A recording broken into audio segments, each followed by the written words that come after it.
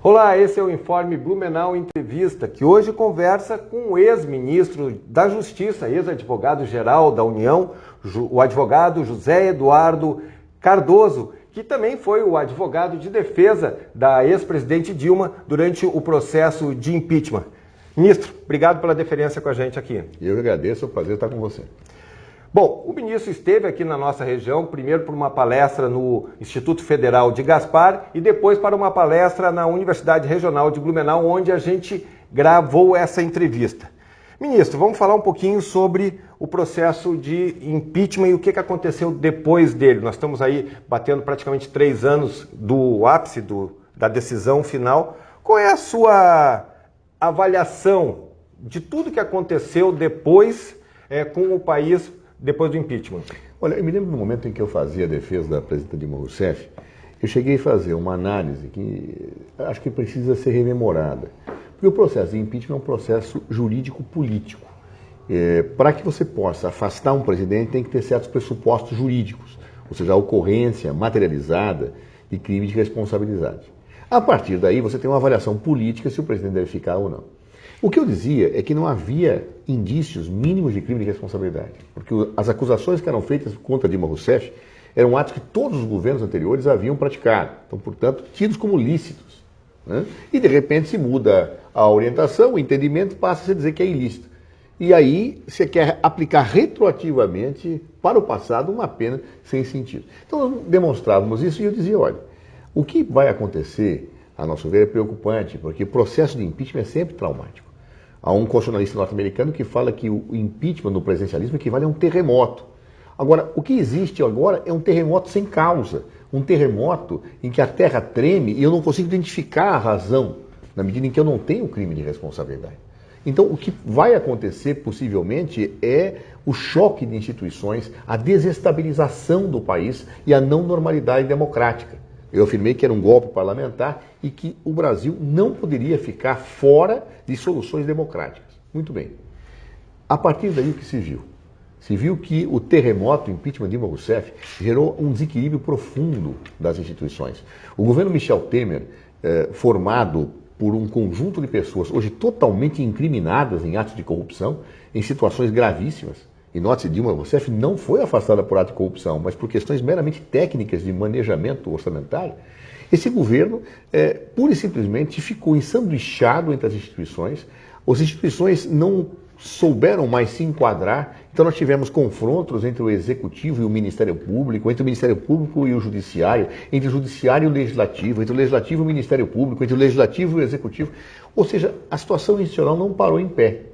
Imaginava eu que com as eleições nós elegeríamos um presidente, seja ele de que partido fosse ou de que coloração ideológica fosse, que poderia apaziguar situações, pactuar o país. Mas as urnas escolheram Jair Bolsonaro, que é capaz de tudo, menos de pactuação e de entendimento. É capaz de hostilizar instituições e não de buscar uma readequação institucional através de uma pactuação nos termos do que a Constituição afirma. Então, portanto, nós vivemos desde o impeachment de Dilma Rousseff uma crise política permanente que afeta a economia, que desestabiliza o país. Portanto, nós ainda vivemos os efeitos e, por que não dizer, os tremores de um terremoto, de um impeachment sem causa. Ainda sobre o impeachment, é possível dizer que a presidente Dilma pagou por algumas situações relacionadas ao seu partido, ao partido dela, por conta das fortes denúncias de corrupção que envolviam membros, lideranças do PT, não só do PT, mas também do PT, e também pela dificuldade econômica? Dilma Rousseff pagou por culpas que não eram dela. Inclusive uma culpa curiosa que poucas vezes as pessoas lembram. Uma culpa, se é que seria culpa, né? Nós temos uma governante mulher na presidência da República. Por que eu digo isso? Porque muitas vezes se acusa Dilma Rousseff de autoritária, né? Ora, quando uma mulher é firme no comando, ela é autoritária. Quando é um homem, é um estadista. Então Dilma Rousseff foi culpada, ou acusada como culpada a partir de uma ótica machista, né? Que é discriminar. Não bastasse disso, Dilma Rousseff foi uma mulher intransigente na defesa da ética na política. E em nenhum momento quis que as investigações parassem. E aí eu me lembro de falas que diziam: Temos que tirar esta mulher para que se possa fazer um pacto com o Supremo e tudo, para parar a sangria da classe política brasileira. Então ela pagou também a culpa de ser honesta e intransigente na defesa da ética na política. Ela paga também uma culpa do sistema político contaminado. Não é o PT que efetivamente é corrupto ou o PSDB. São pessoas que fizeram atos de corrupção. E não se pode confundir pessoas com instituições. Eu não posso dizer que Aécio Neves praticou situações que estão sob investigação, que o PSDB seja corrupto. E por essa razão não posso dizer que pessoas no PT que efetivamente tenham praticado atos de corrupção levem para o PT a pecha da corrupção. Então, ou seja, Dilma Rousseff foi acusada de coisas das quais ela não é culpada. Aliás, muitas dessas coisas têm a ver mais com suas virtudes do que efetivamente com seus defeitos. Vamos falar rapidamente sobre a eleição do Jair Bolsonaro. Ele foi eleito com uma esmagadora maioria. Aqui em Santa Catarina, então nem se fala, os índices batendo 80%. E o povo nisso tudo? Eu acho que o povo procurou sair fora daquilo que era mais tradicional na política. Se você me perguntar o que leva uma pessoa a votar a Jair Bolsonaro, eu vou dizer que a resposta é complexa, porque tem gente que votou no Bolsonaro para não votar no PT, tem gente que acreditava nas coisas que ele falava, tem gente que achava que ele era um outsider da política, quando ele era um insider. Ele estava dentro do parlamento há muitos anos. Quer dizer, é incrível você votar, eu vou votar nele contra a política, quando ele era um político de muitos anos. Então, uma série de fatores levaram a uma eleição que eu, pessoalmente, avalio que foi nas urnas, é democrática, mas de um resultado desastroso para o país. Senhor, se tem se falado, eu pessoalmente até atribuo a uma certa leviandade nesse momento ainda, já se fala em processo de impeachment com relação a ele, mas o senhor acredita que isso possa ameaçar o mandato dele? Veja, impeachment, no Estado Democrático de Direito, só com crime de responsabilidade. Dilma foi afastada sem crime de responsabilidade. Isto foi golpe. Se não houver um crime de responsabilidade caracterizado, que tenha sido praticado por Jair Bolsonaro, o afastamento dele também será um golpe. Eu não posso falar lá e dizer cá, ou seja, defender uma tese porque aquela presidente que me agrada e outra porque o presidente não me agrada. Este oportunismo não condiz com o Estado Democrático de Direito. Se Jair Bolsonaro praticar um crime de responsabilidade, tem que sofrer o impeachment. Diria até o seguinte, esse é um dos efeitos do presidencialismo.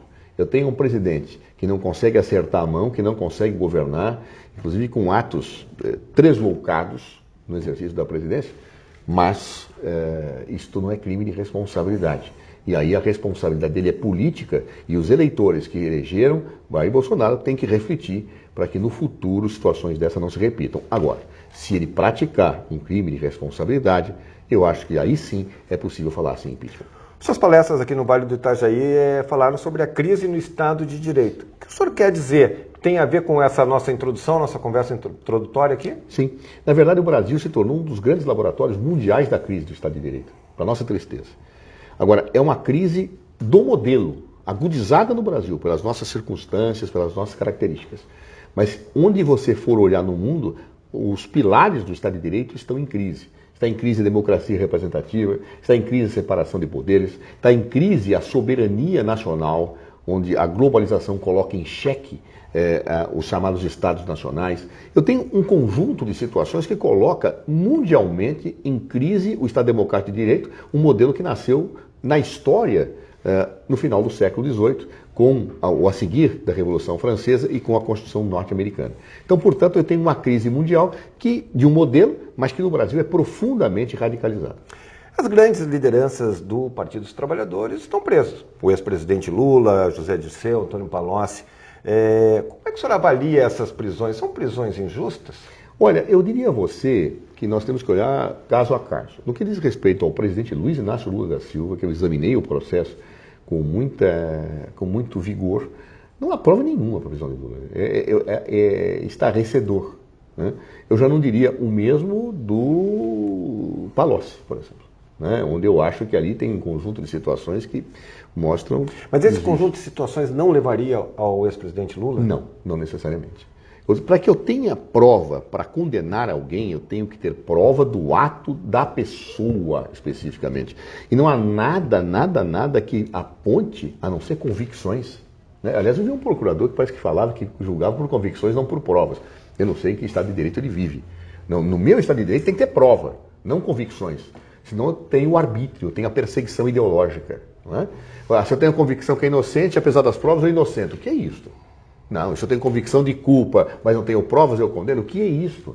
Está errado. Né? Então, a meu ver, e eu examinei detidamente o processo do Luiz Inácio Lula da Silva, a hipótese ali não era nenhuma, no caso do triplex, que foi o que eu examinei, de condenação. Não há hipótese de que pudesse dar aquela sentença. Foi uma construção juridicamente artificiosa a partir de indícios seletivos, porque os indícios da inocência foram ignorados. Então, portanto, algo que, a meu ver, qualifica uma decisão mais política do que jurídica. O juiz que deu essa sentença, hoje é ministro da Justiça. O senhor foi ministro da Justiça. Como é que o senhor avalia? Eu me espantei quando o Sérgio Moro assumiu o Ministério da Justiça. Porque muito se acusava de que ele era parcial. Então você tem os defensores de Sérgio Moro dizendo não, que ele agiu corretamente, que tinha provas com o presidente Lula, apesar disso implicar em Lula não disputar a presidência da República. E outros que diziam, não, ele está sendo parcial. Parcial por quê? Alguns, porque tem um projeto político. Outros, parcial porque, na verdade, é um juiz que julga por convicções. Então havia muita polêmica do Sérgio Moro.